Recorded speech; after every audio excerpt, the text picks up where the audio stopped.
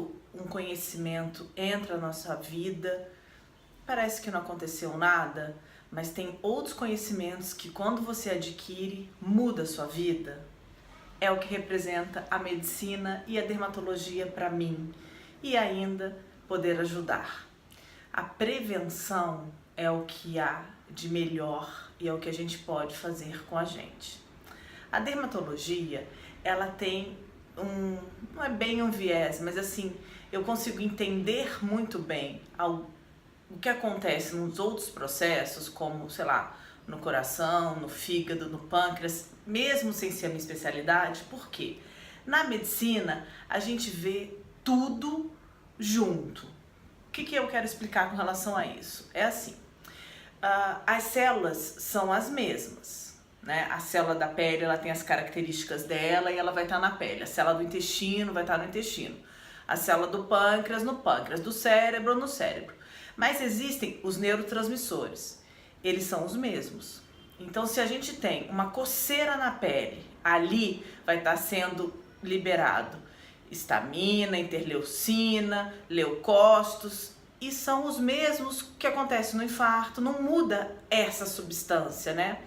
E isso, quando a gente vê na pele uma coceira, uma coisa ardendo, uma coisa que está espremendo, enfim, a gente realmente consegue ter aquela sensação.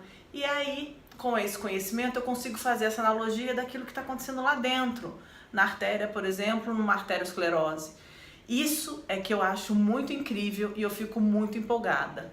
Por isso, eu vou, sempre que possível, poder juntar o conhecimento científico com a prática para poder estar explicando aquilo que é de uma forma realmente mais fácil, para que você entenda qual é esse processo que está acontecendo no seu corpo.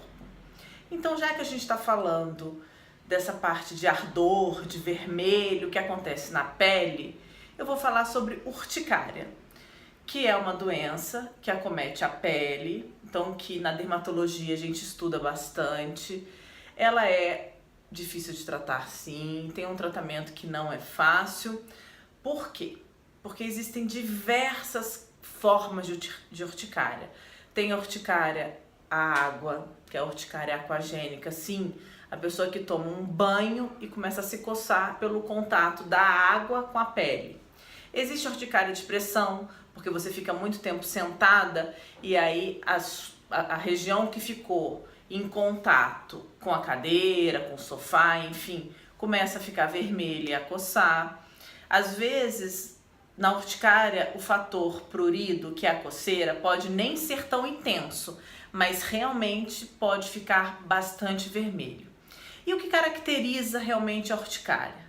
A urticária é um processo que ele caracteriza por uma placa vermelha, ou uma mancha, enfim, mas a gente não é bem uma mancha, a gente fala placa porque ela tem um edema, ela tem uma elevação, ela não é simplesmente uma mancha que continua na pele na mesma topografia, ela tem um leve desnível ali, ela tem um leve aumento, ela tem esse edema. Então ela fica vermelha, elevada e ela é fugaz, ou seja, ela surge e ela involui em até 24 horas. Isso é uma urtica e ela pode evoluir até em poucos minutos também, tá? E aí ela pode ser, como eu falei, de diversas formas, né? Ela pode ser a urticária aquagênica, a urticária de pressão, existe até a urticária, e que isso a gente pode estar falando de emoção, existe a urticária de calor. Bom, o fato é que a gente tem que diagnosticar de uma forma muito adequada e correta. Para quê? Para que a gente veja qual vai ser o melhor tratamento, né?